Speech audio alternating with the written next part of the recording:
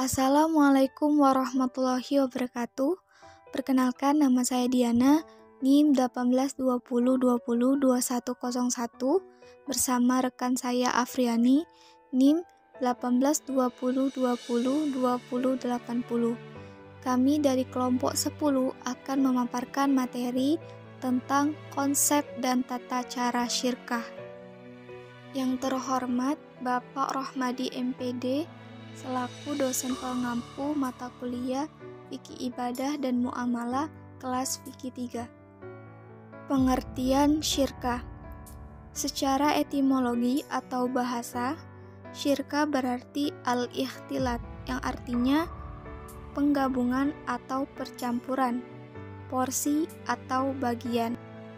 Sedangkan menurut istilah, pengertian syirkah adalah penggabungan harta atau kontribusi dari beberapa pihak melalui akad atau ijab qabul untuk dijadikan modal usaha untuk memperoleh keuntungan. Hasilnya akan dibagi sesuai nisbah atau porsi bagi hasil yang telah disepakati. Adapun dasar hukum syirkah adalah mubah atau boleh. Dalil Al-Quran yang menerangkan tentang syirkah, Quran Surat Shad ayat 24, yang artinya, sesungguhnya kebanyakan dari orang-orang yang bersyirkah itu, sebahagian mereka berbuat zalim terhadap sebahagian yang lain, kecuali orang yang beriman dan mengerjakan amal saleh. Adapun dalil hadis yang menerangkan tentang syirkah, Allah Subhanahu wa Ta'ala berfirman melalui hadis qudsi, "Aku adalah pihak ketiga atas dua pihak yang bersyirkah atau bersekutu, selama salah satu pihak tidak berkhianat terhadap pihak lainnya. Apabila salah satu pihak berkhianat terhadap pihak lainnya, aku keluar dari syirkah tersebut." Hadis riwayat Abu Daud nomor 2936. Rukun syirkah. 1.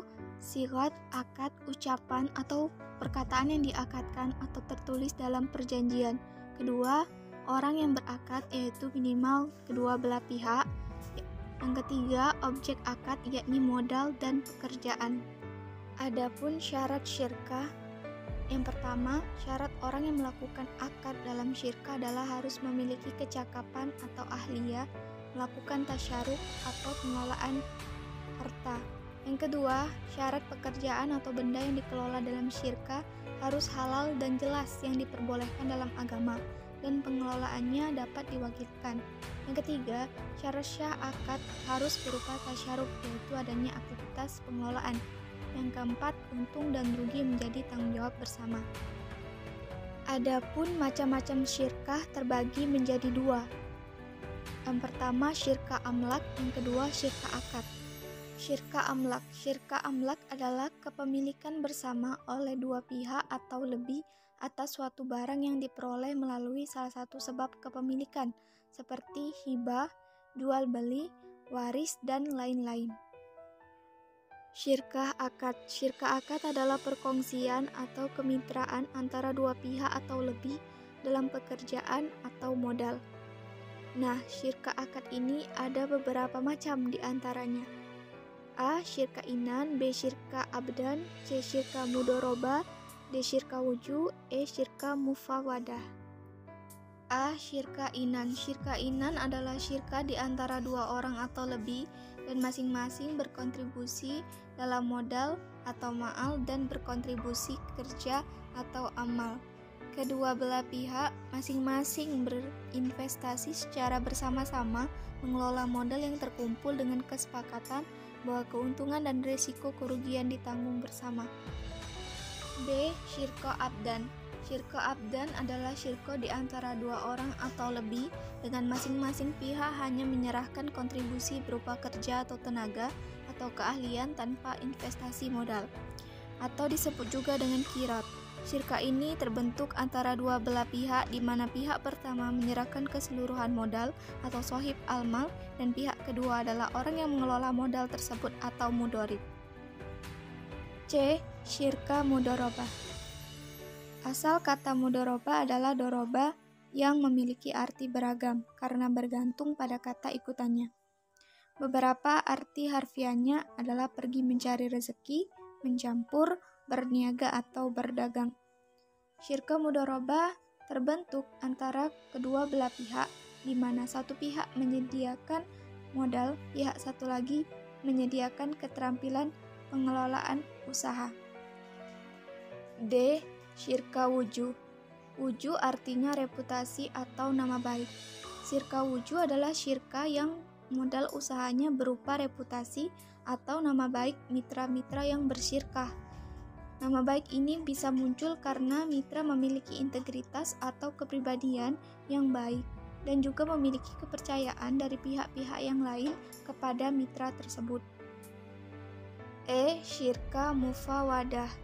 Syirka mufawadah ini paling unik. Masing-masing partner harus menyediakan dana dengan jumlah yang sama, memberikan kontribusi kerja usaha yang sama, menganut agama yang sama yaitu Islam. Kalau modalnya tidak sama, maka syirka ini tidak termasuk syirka mufawadah, melainkan syirka inan, di mana masing-masing mitra berkontribusi modal dan skill, namun porsinya tidak sama. Selanjutnya, tata cara syirka akan dijelaskan oleh rekan saya, Saudari Afriani. Tata cara syirka. Pertama, pastikan semua pihak memahami aturan syariat dan konsekuensi dalam bersyirka, yaitu rukun dan syarat sah syirka. Kedua, siapa saja syarik yang berakad syirka dan pembagian tugasnya. Ketiga, kejelasan modal yang disetor pada saat akad. Kalau berupa uang rupiah, maka berapa jumlahnya? Kalau berupa barang atau mata uang asing, maka berapa nilai rupiahnya? Keempat, menyepakati kejelasan bagi hasil. Dalam syirka, bagi hasil harus disepakati kapan dilakukan tutup buku dan bagi hasilnya. Siapa yang mendapatkan berapa persen dari net profit nantinya. Kelima, menyatakan kesiapan bagi rugi. Jika bisnis untung, maka keuntungan mengikuti rasio atau nisbah bagi hasil yang disepakati. Tetapi kalau rugi, maka mengikuti persentase modal. Keenam, pertegas kembali usaha apa yang dijalankan dalam syirka ini. Contoh bisnisnya berusaha di bidang apa saja yang dilakukan atau disepakati. Baiklah, demikianlah penjelasan dari kami kelompok 10. Terima kasih. Wassalamualaikum warahmatullahi wabarakatuh.